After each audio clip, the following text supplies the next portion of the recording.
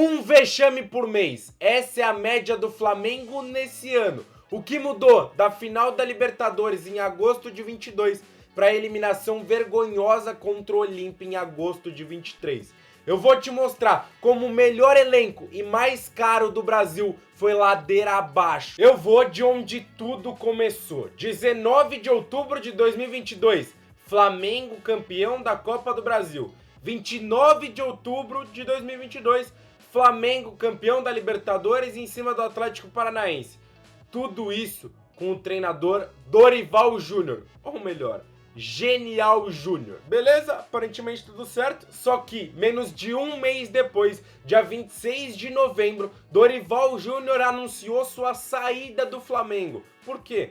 Ficou sabendo que o Mengão estava negociando com outro, ou conversando, né, com outro treinador, o nosso querido Vitor Pereira. O contrato do português com o Corinthians ia até o dia 31 de dezembro, o último dia do ano. Então o Flamengo não podia oficializar ele no comando. Anunciou o acordo dia 13 de dezembro. E aí apenas no dia 3 de janeiro, Vitor Pereira foi anunciado como novo treinador do Flamengo. Bom, chegamos nesse ano e o VP não teve sequer um mês de tranquilidade. Tudo bem, nos 5 primeiros jogos do Campeonato Carioca ele ficou invicto, ganhou 3, empatou 2, mas o que valia mesmo em janeiro era a Supercopa do Brasil contra o Palmeiras. E o resultado vocês já sabem. Vitória do Palmeiras 4-3 e o primeiro vice do ano. A falta de padrão e organização da equipe já estava sendo escancarada, mas ainda era início de trabalho, tinha que dar tempo ao tempo. Em fevereiro, então, o grande objetivo do ano até então,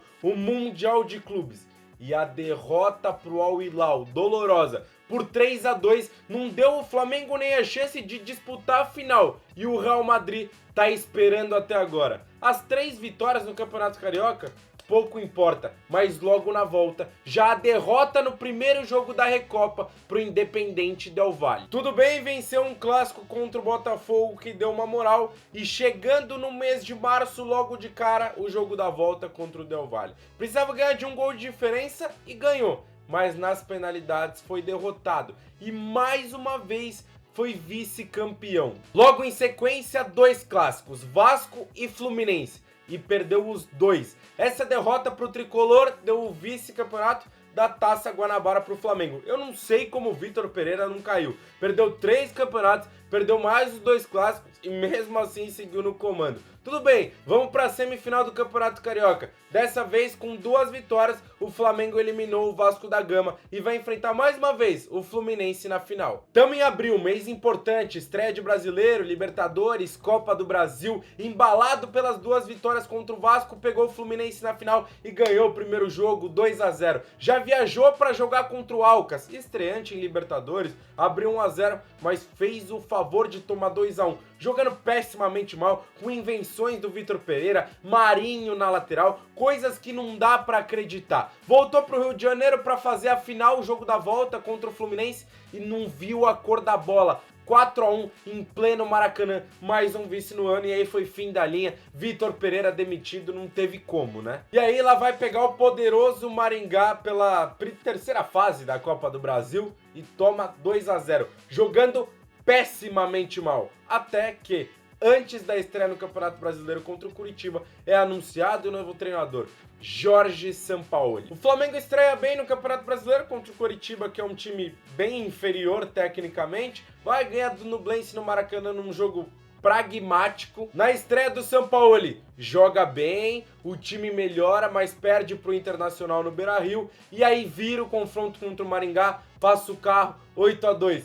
Só que para fechar o mês, perde o clássico pro Botafogo, que tá embalado, hein, até hoje. O Flamengo de Sampaoli parecia nunca embalar, mas calma, era o começo também, sempre o mesmo papinho. Beleza, 5 jogos de Campeonato Brasileiro, o Flamengo venceu 3, tá, mas não convencia, pegou o Nublense, empatou 1-1, um jogo que foi péssimo e que o Flamengo precisava ganhar porque já tinha empatado com o Racing fora de casa também 1-1, e aí pegou o Fluminense na Copa do Brasil nas oitavas, empatou o primeiro jogo 0-0, pô, talvez tenha sido o melhor resultado desse mês de maio. Os resultados no mês de junho finalmente começaram a aparecer, passou para a próxima fase na Copa do Brasil, ganhou do Racing, ganhou do Alcas, chegou a ficar 10 jogos invicto, mas o desempenho nunca foi aquela maravilha, era um pouco mascarado pelas vitórias. E nesse meio do mês, o vexame do mês, né, que não pode faltar, tomou 4-0 do Red Bull Bragantino em um jogo que era para ter sido 8. Jogando absurdamente mal, foi amassado pelo Bragantino. Ah, mas o time do São Paulo tem dessas. Irmão, desculpa, o time mais caro do Brasil não pode ter dessas. Depois desse amasso aí que tomou do Bragantino, se recuperou. Ah, pô, fez um mês de julho, pô, ótimo. 5 jogos no Campeonato Brasileiro, 3 empates e 2 vitórias, mas, pô, não perdeu, passou para a próxima fase na Copa do Brasil, ganhou os 2 jogos do Atlético Paranaense. É, mas se você não parou para ver o segundo jogo do Atlético Paranaense, o Flamengo foi amassado. O Atlético criou de tudo que foi jeito e podia muito bem ter eliminado o Flamengo nessa fase. Tudo bem, mas acabou passando. Nesse mês, o Flamengo fez talvez o seu melhor jogo na era Sampaoli. Foi contra o Grêmio na Arena. Controlou e jogou, Gabigol e Bruno Henrique funcionando, o Flamengo com posse, trabalhando. Então assim, fez um jogo muito bom. Agora vai, pegou o Atlético Mineiro, ganhou fora de casa.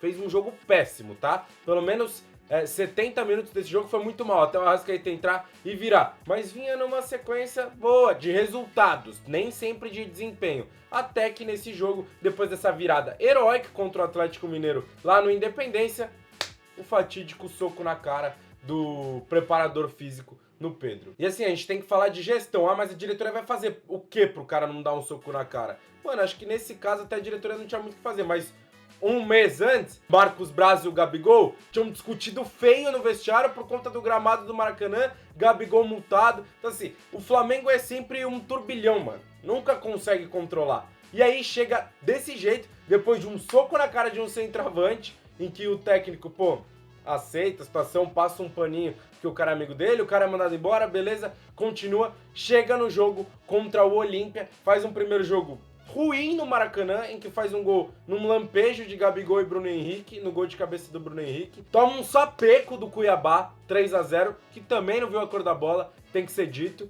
Ah, mas o time reserva do Flamengo. Beleza, mas o time titular também não joga toda essa bola. E aí vai pro segundo jogo contra o Olímpia e joga mal mais uma vez. Um time com uma postura muito abaixo, o São Paulo sendo expulso no meio do segundo tempo, não consegue fazer esse time do Flamengo jogar, time apático, com jogadores andando em campo, bagunçado, falta raça. Falta raça por quê? Porque o time é bagunçado, mano, porque o time é espaçado, porque os caras têm que correr errado.